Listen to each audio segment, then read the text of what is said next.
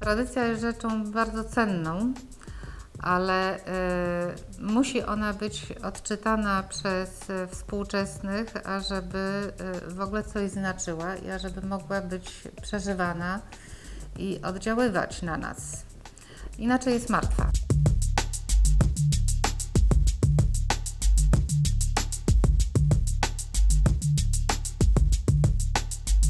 Jest to jeden z niewielu w ogóle zachowanych prawie w całości majątków ziemiańskich, jaki ostał się po II wojnie światowej. W całej Polsce jest takich 30. W kilku założono instytucje kultury i Orońsko jest jedną z nich.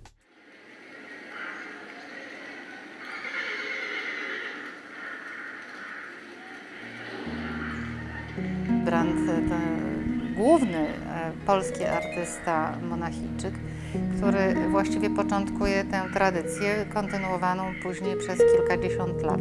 To był urodzony lider, ale także animator sztuki, również człowiek gościnny, który tutaj do Orońska zapraszał swoich kolegów, również Niemców, również Wiedeńczyków. Nie tylko polowano, nie tylko jeżdżono konno, bo tutaj była stadnina koni, którą Brandt również rozwinął i o nią dbał. Konie, które zresztą malował.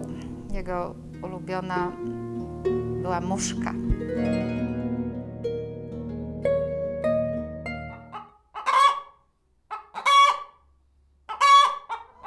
Artystka ze Stanów Zjednoczonych, Mary Britton Klaus, ratuje kury, ma sanktuarium i opiekuje się kurami, nadaje im imiona przyjaciół, zapewnia im wytworne życie. Ona już w momencie, kiedy są jajka, to te jajka już mają imiona.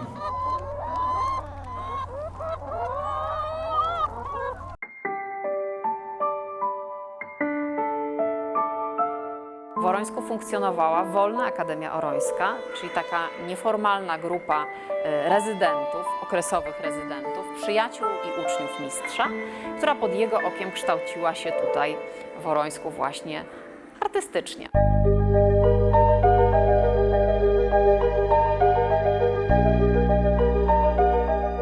Mamy Muzeum Rzeźby Współczesnej, budynek, który powstał w 1992 roku. Jest to taka pierwsza fala polskiego postmodernizmu. I wewnątrz znajduje się sala, wielka sala, 5,60 metrów wysoka, która prawdopodobnie jest najlepszą przestrzenią wystawienniczą dla rzeźby w Polsce.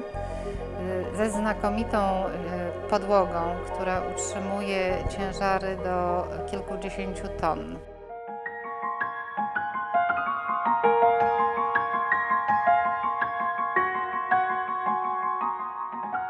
Kaplica.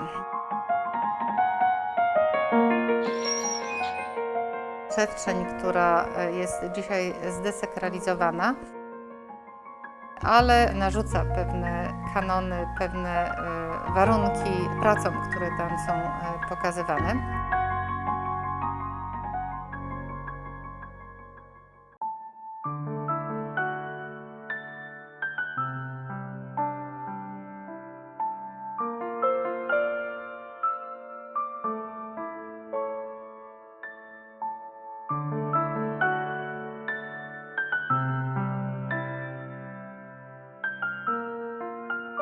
Mamy oranżerię, przepiękną przestrzeń, którą po prostu tutaj artyści kochają, nawet bardziej od naszej głównej galerii.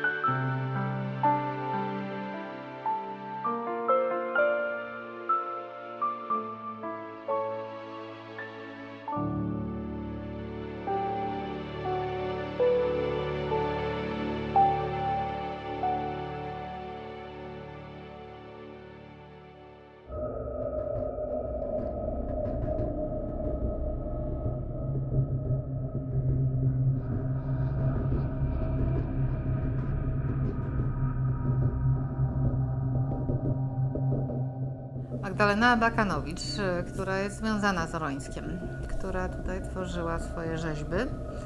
Jedna z najbardziej znanych polskich artystek, której rzeźby obecne są właściwie prawie we wszystkich parkach rzeźby na świecie.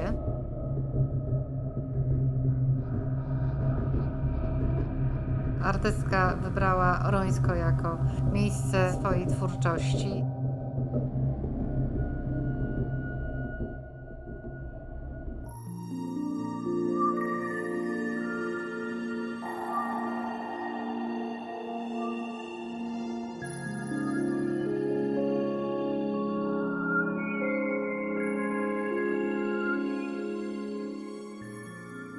Hektarowy park w typie krajobrazowym, który zmienia się co prawda nieustannie, ale są tutaj drzewa mające ponad 100 lat. Na terenie parku jest staw Rolina, który ostatnio zyskał nową pracę.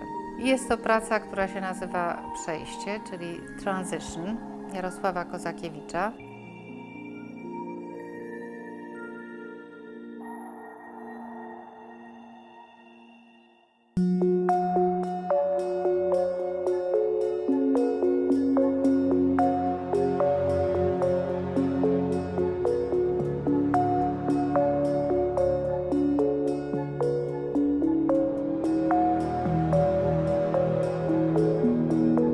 Orońsko posiada kolekcję zarówno rzeźby historycznej, eksponowana jest ona przede wszystkim na terenie parku, ale też główną kolekcją jest oczywiście kolekcja rzeźby współczesnej i jest to około 2000 obiektów, które posiadamy w naszych magazynach.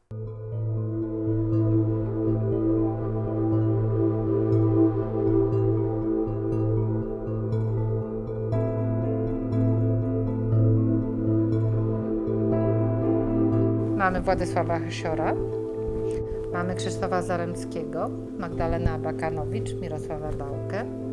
Jego świetna rzeźba Kain tu się znajduje, to wczesna praca, jeszcze z końca lat 80.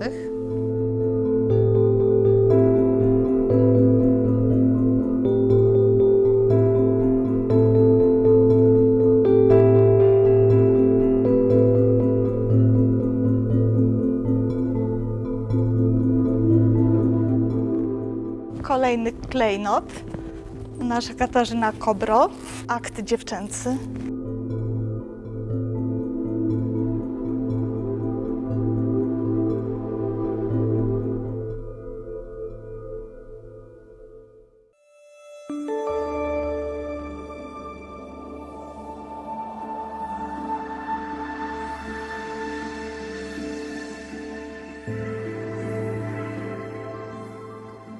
Małgorzata Malinowska, czyli kocur z duetu Kijewski Kocur, rekonstruuje przepiękną, bajeczną rzeźbę Śnieżka, która powstała tutaj prawie 10 lat temu.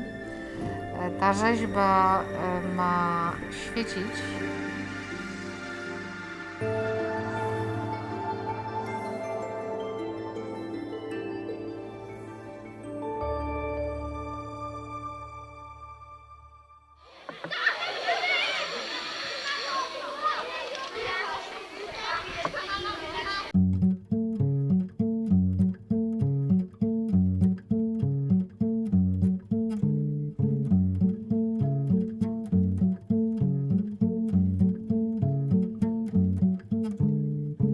Dzieciaki, jak i młodzież są niezwykle wdzięcznymi odbiorcami sztuki. Praca z nimi sprawia niezwykłą przyjemność. Przede wszystkim najważniejsze jest to, że zwłaszcza dzieci nie mają pewnych hamulców, nie mają takiej świadomości, jaką mają osoby dorosłe i odbieranie zwłaszcza tej sztuki najnowszej w ich przypadku jest niczym nieskrępowane, niczym nieograniczone.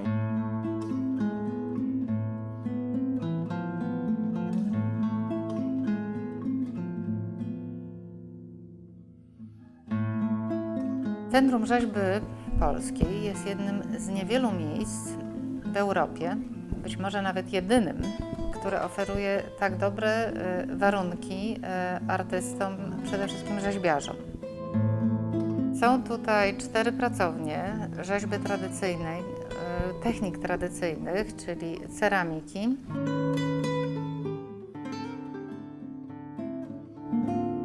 odlewnia zwana gisernią i pracownia drewna.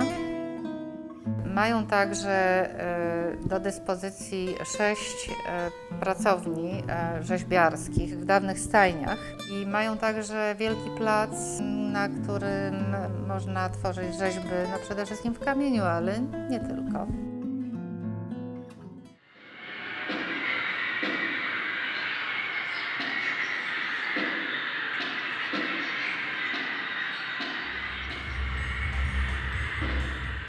Dzisiaj nie jesteśmy tak bardzo rygorystyczni, przecież podział na techniki właściwie odszedł już do lamusa. To też artyści tworzą tu także rzeźby wirtualne, animacje komputerowe, czy projekty wideo, fotograficzne.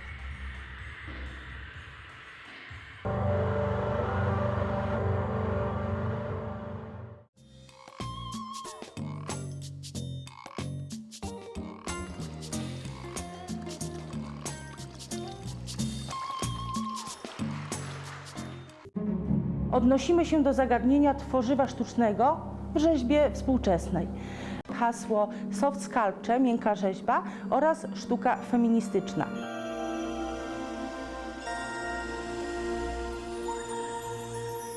To miejsce ma znakomity potencjał. Nawiązano tutaj już dialog z polską sztuką ważną i polskimi ważnymi artystami. Tutaj debiutowali, tutaj przyjeżdżali na warsztaty. Tam jestem jako młody chłopiec w 1989 roku, jak odlewam.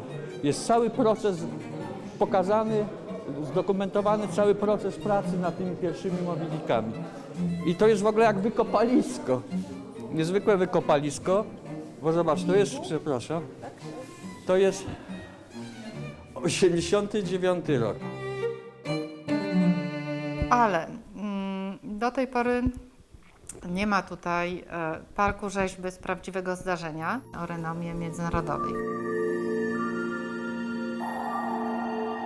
Mamy oczywiście Park Brudnowski w Warszawie, którym opiekuje się Muzeum Sztuki Nowoczesnej i Paweł Althammer.